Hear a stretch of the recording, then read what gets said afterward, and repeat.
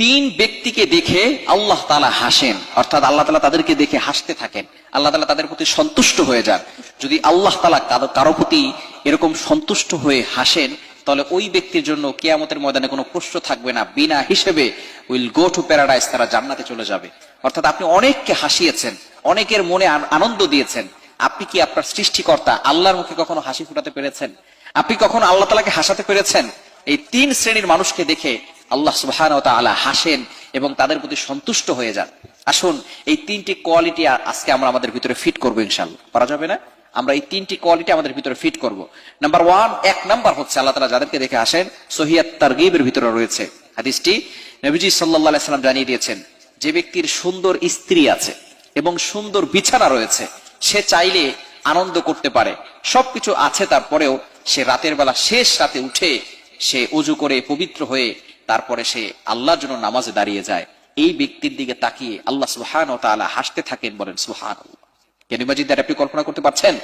যদি কোনো ব্যক্তি সুন্দর বিছানা আছে, সুন্দর স্ত্রী আছে, সেটা রেখে তারপরে সে নামাজে দাঁড়িয়ে যায় তাহাজ্জুদের সময়, যখন সকল মানুষগুলো ঘুমিয়ে আছে, পাখিগুলো ঘুমিয়ে আছে, গাছপালা ঘুমিয়ে আছে, এমন সময় আল্লাহ পাক রব্বুল আলামিন যে বান্দা তাকে খুশি করার জন্য নামাজে দাঁড়িয়ে যায়, আল্লাহ পাক রব্বুল আলামিন ওই বান্দাকে দেখে ফেরেশতাদেরকে ডাক দিয়ে বলে, ও ফেরেশতারা দেখো, এই বান্দার সবকিছু থাকা সত্ত্বেও সে এখন সুখে, এখন সে শীতের সময় সুন্দরভাবে কম্বলটাকে গায়ে দিয়ে সে ঘুমাতে পারতো, স্ত্রীর সাথে আনন্দ উদযাপন করতে পারতো, কিন্তু সে না ঘুমিয়ে আমি আল্লাহকে ভালোবেসে দাঁড়িয়ে গেছে।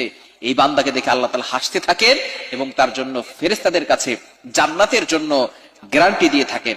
এজন্য অবশ্যই আমরা রাতের বেলা শেষ সময় তাহাজ্জুদ নামাজ পড়তে পারবো তো ইনশাআল্লাহ।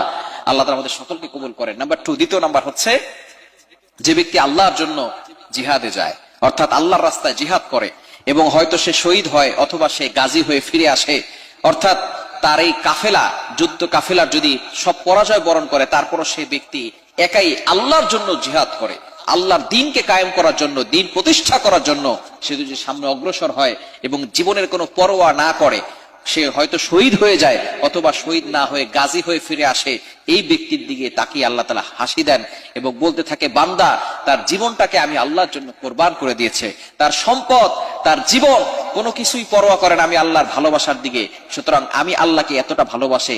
এই বান্দার দিকে তাকিয়ে আল্লাহ তাআলা হাসতে থাকেন এবং তার জন্য জান্নাতের গ্যারান্টি দিয়ে থাকেন। নাম্বার থ্রি, তৃতীয় নাম্বার হচ্ছে যে ব্যক্তি দুঃখে কষ্টে সফরে থাকা অবস্থায়ও, কাফেলার সঙ্গে সফরে আছে, দুঃখে আছে, কষ্টে আছে, তারপর সে আগে আগে ঘুম থেকে উঠে নামাজ পড়ে, সালাত কখনো মিস করে না, এই ব্যক্তির দিকে তাকিয়ে আল্লাহ তাআলা হাসেন। এই তিন শ্রেণীর মানুষকে দেখে আল্লাহ তাআলা হাসতে থাকেন। যাদের দেখে আল্লাহ তাআলা হাসবেন, in the day of judgement, কিয়ামতের ময়দানে আল্লাহ তাআলা তাদের জন্য জান্নাতের ব্যবস্থা করে দিবেন। এজন্য আসুন আমরা এই তিনটি কোয়ালিটি নিজেদের ভিতরে ফিট করি। আল্লাহ তাআলা আমাদের সকলকে আমাদের এই তিন